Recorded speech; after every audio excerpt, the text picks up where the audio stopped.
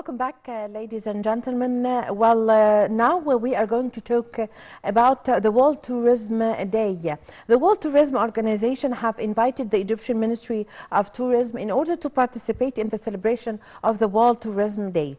The official World Tourism Day celebration will be held in Bali in Indonesia on the 27th of September, highlighting the shift towards tourism being recognized as a crucial pillar of development. And organization is underway. To shed more light on this, we have the pleasure to have this phone with Mr. Yehia Qader, Tourism Councillor. Good morning, sir. Good morning, Salman. How are you? How are you, sir? Well, sir, the World Tourism Day is held this year under the slogan Rethinking Tourism. So what does this slogan stands for or mean? Well, Mr. Esquivel, the Secretary General of the World Tourism Organization in Madrid, he called all the country members to celebrate World Tourism Day on September 27th, and it will be kicked off from the beautiful and marvelous, island of Mali in Indonesia. And every year, the WTO has a theme. So the theme this year is Rethinking Tourism. After all of us we know that travel has been globally disrupted, since 2020. So it's about time that the Secretary General is urging the countries, and major stakeholders to be back on track and start developing, and for tourism to regain its former achievements, revenues, and figures. Yes, sir, despite the repercussions of the coronavirus pandemic and also the recession that hit most of the countries around the world, the Egyptian tourism was able to come out with no damage or minimum damage. So how was that done? Well, really, Egypt is lucky because we followed the health and medical regulations of the World Health Organization in Geneva. And we applied and followed the protocols for the Egyptian resorts in the Red Sea. For example, the hotels and the facilities and the airport were sanitized. The whole staff, the hospitality and the professional staff, tour guides, all of them, they've been immunized. So that's why Mr. Esquivel visited Egypt twice last year, and he admired so much the regulations and the steps taken by the Egyptian government. That's why we were one of the earliest countries in the world to start welcoming and receiving international inflows of world travel. Yes, Mr. Abdul Qadir, diversity of tourist destinations in Egypt, such as beaches, archaeological tourism, and others.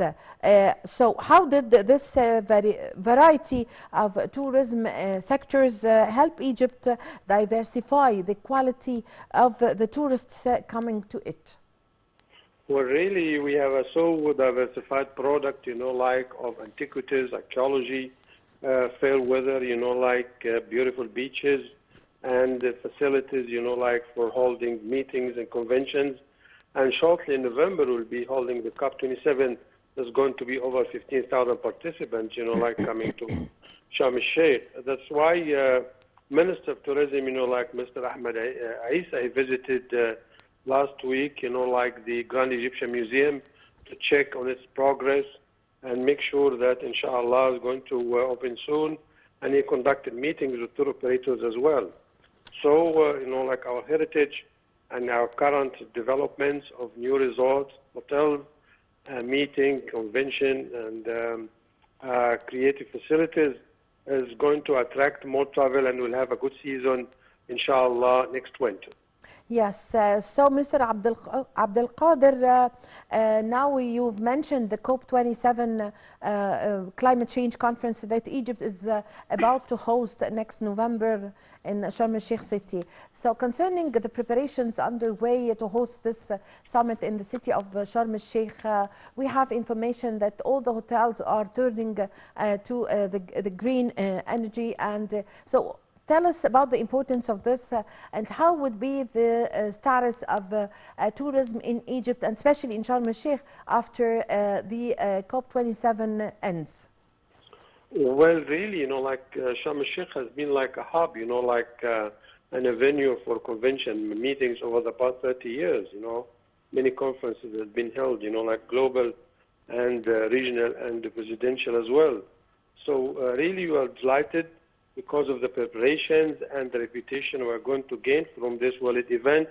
You see the whole world is currently going through hard times process, like with climate change and environment applications, like you can see the shortage, like in energy that's going to be facing, like Europe, but that's why we expect in Egypt to have a better season because many of the visitors from Europe, from Germany, from France, from Italy, they would like to leave the countries because of the harsh winter and come to the Egyptian resorts, and enjoy the fair weather of Egypt.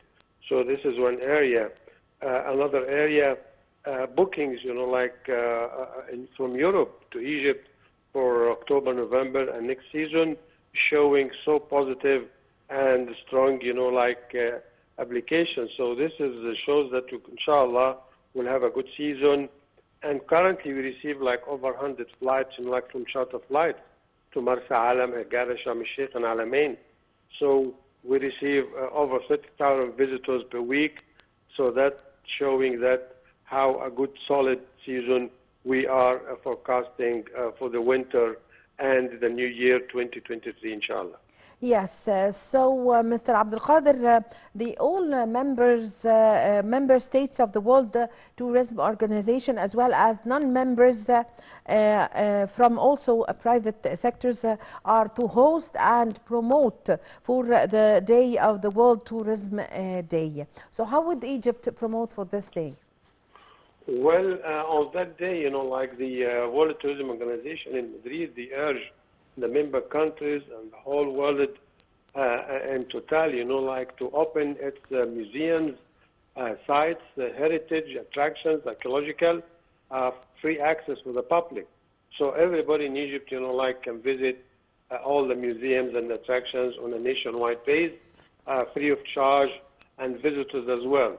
There's going to be just limited access to some sites, like going into the Great Pyramids and King Tut, sanctuary, in the Valley of the Kings, and, some other attractions. But this is one of the motivations is that Mr. Shkavelli is urging countries to do, and is urging even stakeholders, which is countries which is non-member of the WTO, to develop, tourist facilities, go for training, promotion, marketing, digital promotions, because he really working hard and diligently to make sure that travel is back on track and we regain the figures of the pandemic of 2020, inshallah. Yes, Mr. Abdul Qader, how can Egypt benefit from this day, the World Tourism Day? How can Egypt benefit from it and take this opportunity and chance to boost for tourism in Egypt?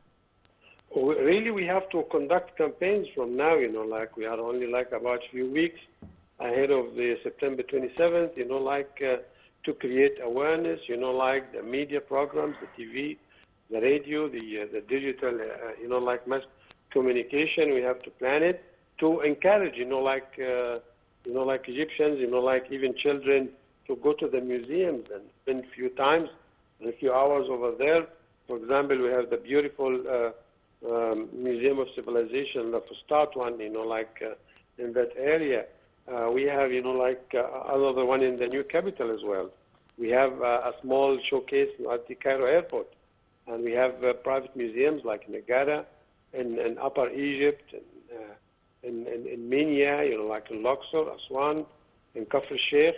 So we have to encourage, nationwide, Egyptians, students, to go and visit, and we have to encourage as well the non-governmental, organizations that conduct, weekly and daily tours to visit these places and take pictures and promote it and write to their friends worldwide how beautiful our attractions, like the Mu'izz Street, like the Fustat, Old Cairo, the developments we had for the Hussein Mosque, for example, the Valley of the Kings, the Holy Family tours, itinerary to Egypt. So we have lots of attractions that we need regular, like ordinary Egyptians, go visit, take pictures, promote, write stories, and communicate with their friends worldwide.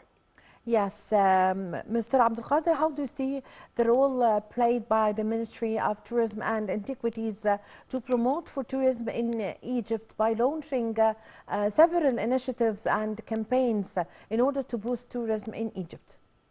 Well, actually, like we expect a lot from Mr. Ahmed Isa, the Minister of Tourism and Antiquities. Currently, we have an excellent, show and display of antiquities in San Francisco, in the De Young Museum. That has been launched, opened 2-3 days ago. They sold over 10,000 tickets, and people are lining up in the Western Coast to visit, the Egyptian exhibit. So the minister is conducting again a campaign valued at $90 million, to promote Egypt over 3 years, worldwide. So the minister is working hard, and the background of the minister, as a businessman, so we expect, solid results, inshallah.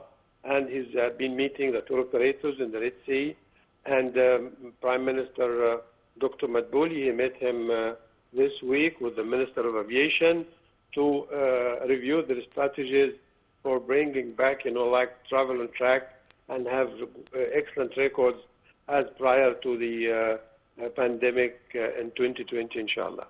Yes, I thank you very much for your time. Thank you for your valuable information, Mr. Yehia Abdul Qader, Tourism Counselor. Thank you very much for joining us over the phone.